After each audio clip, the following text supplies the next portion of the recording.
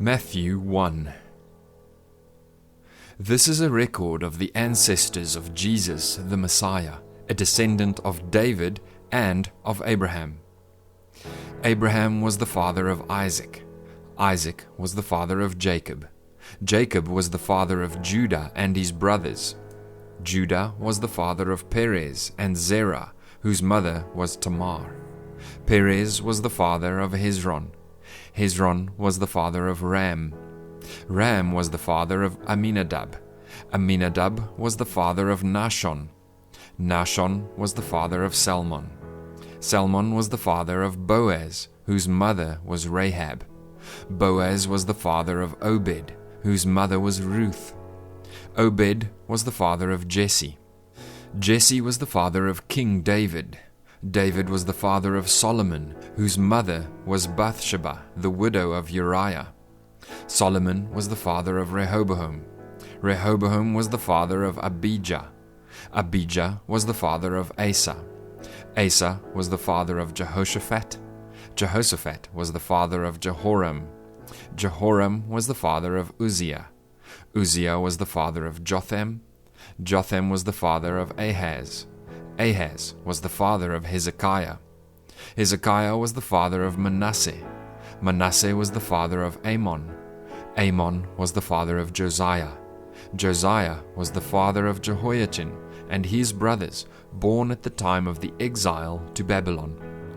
After the Babylonian exile, Jehoiachin was the father of Shealtiel.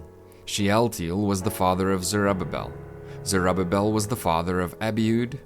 Abiud was the father of Eliakim. Eliakim was the father of Azor. Azor was the father of Zadok. Zadok was the father of Akim. Akim was the father of Eliud. Eliud was the father of Eleazar.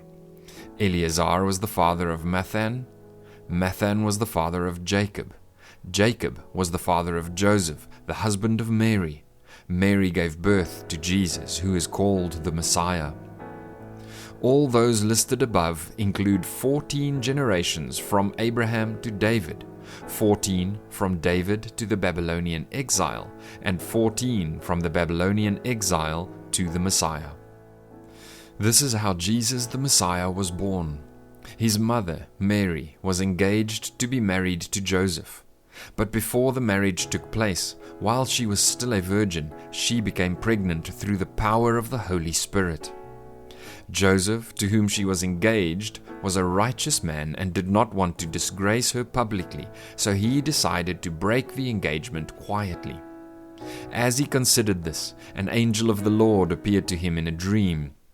"Joseph, son of David," the angel said, "do not be afraid to take Mary as your wife, for the child within her was conceived by the Holy Spirit.